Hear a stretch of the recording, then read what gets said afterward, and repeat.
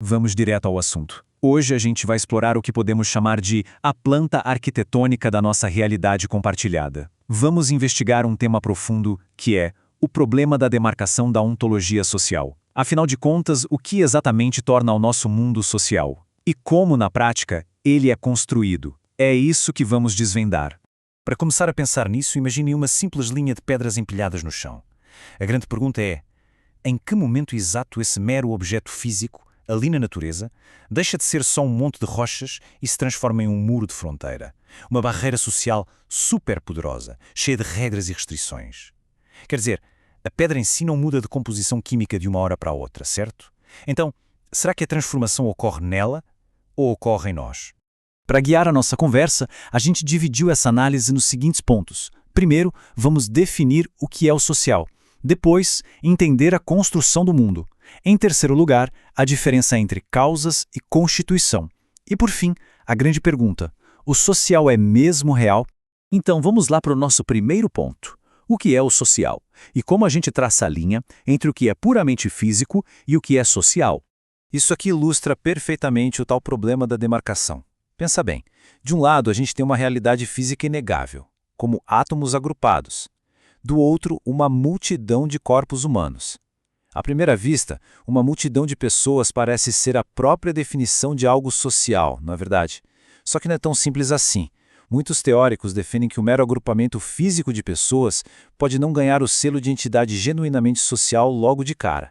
Parece que está faltando algum ingrediente especial aí. E é exatamente aqui que a filósofa Margaret Gilbert entra com uma observação brilhante. Ela diz que uma mera multidão de corpos humanos, digamos, pessoas esperando um ônibus na chuva, não forma necessariamente um grupo social. Essa multidão só se torna genuinamente social quando certas normas e compromissos compartilhados começam a unir esses indivíduos.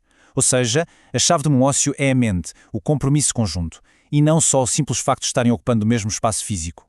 Seguindo essa mesma lógica, vários outros filósofos modernos começaram a procurar as verdadeiras impressões digitais da sociedade. Eles usam critérios bem rigorosos para tentar achar exatamente aquela linha invisível onde a biologia e a física terminam e o social começa. Eles analisam, por exemplo, se uma entidade depende essencialmente de estados mentais coletivos para existir, ou se ela precisa de uma sustentação mental bem específica para se manter de pé ao longo do tempo. No fundo, eles buscam mapear categorias que são fundamentalmente construídas pelas nossas próprias práticas humanas.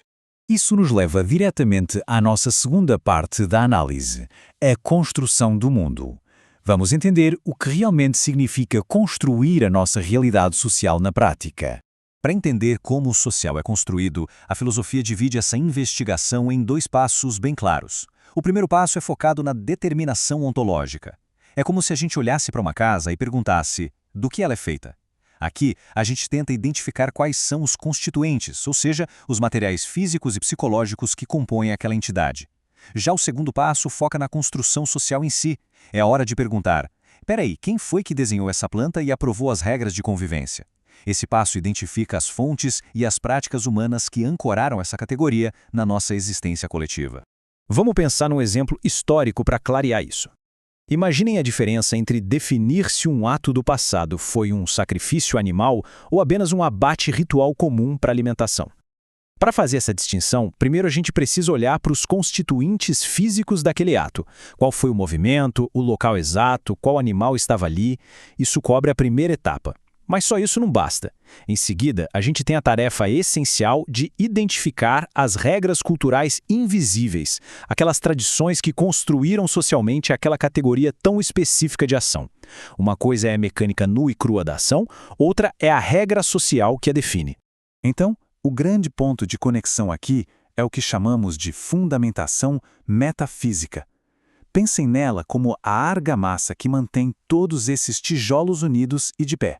É essa relação que explica como coisas soltas, sejam atitudes individuais, comportamentos e até objetos inanimados, se combinam para determinar ontologicamente a existência de um fato social gigantesco. É exatamente assim que surge a realidade de um governo civil ou de um mercado financeiro global, a partir de componentes muito menores. Paralelamente a isso, o filósofo Brian Epstein traz o conceito de ancoragem, que é sensacional para essa discussão. A ancoragem seria uma operação de construção social totalmente separada, que age literalmente como a caneta do nosso arquiteto. Ela não está focada nas partes constituintes que formam a coisa em si, mas sim num mecanismo que de facto configura, gera e estabelece as regras para que um determinado tipo social possa sequer existir em primeiro lugar na nossa sociedade. E com esse alicerce pronto, chegamos ao nosso terceiro tópico: causas versus constituição. Vamos entender como separar a história daquilo que constitui algo no presente.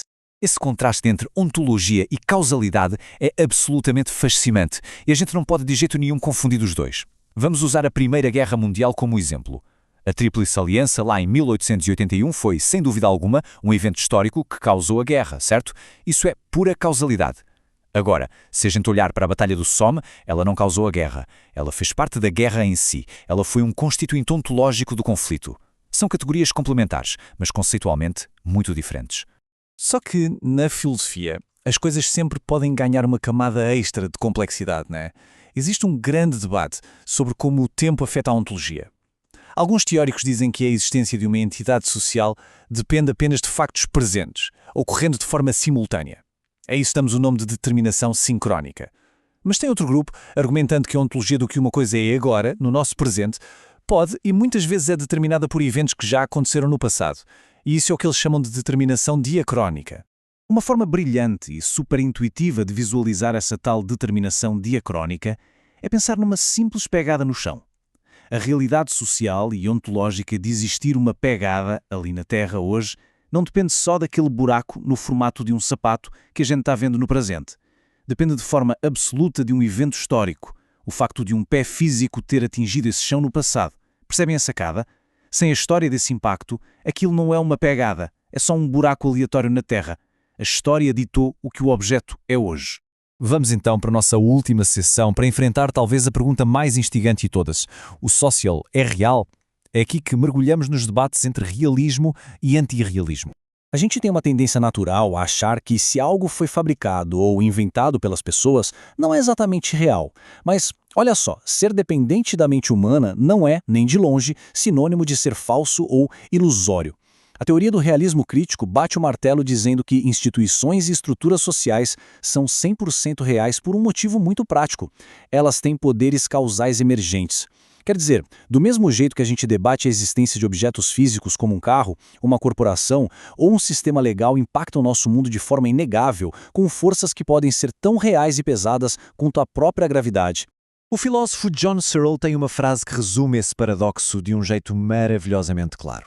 Ele afirma que a realidade social é ontologicamente subjetiva, mas epistemicamente objetiva. Traduzindo isso para a nossa vida prática, coisas como o dinheiro na nossa carteira ou as leis do país só existem porque as mentes humanas concordam e acreditam nelas. Isso é a parte subjetiva. Mas vai lá tentar fazer a feira sem dinheiro, ou tenta ignorar as leis para ver o que acontece. No dia a dia, essas invenções funcionam como factos extremamente duros e totalmente objetivos. A nossa crença coletiva dá a elas uma solidez simplesmente inquestionável. E tudo isso que a gente conversou até agora não é só teoria para ficar confinada na academia. Isso tem um impacto na vida real. O simples fato de percebermos que o nosso mundo social é, no fundo, uma estrutura construída artificialmente e não um fenômeno imutável da natureza, muda todas as regras do jogo. É justamente essa constatação que os teóricos críticos utilizam como ferramenta.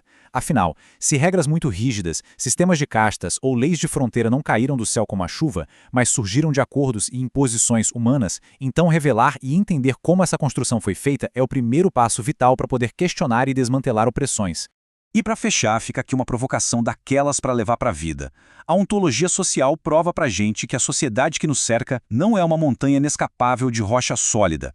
É uma planta arquitetônica que nós mesmos fomos desenhando coletivamente. E a reflexão que fica é a seguinte: se um mundo inteiro foi construído por nós, através dos nossos compromissos, regras e ancoragens, o que exatamente impede um esforço coletivo de desenhar e construir um modelo completamente novo e muito melhor para a nossa própria realidade? Fica aí o questionamento. Muito obrigado por acompanhar essa nossa análise até o final e um abraço.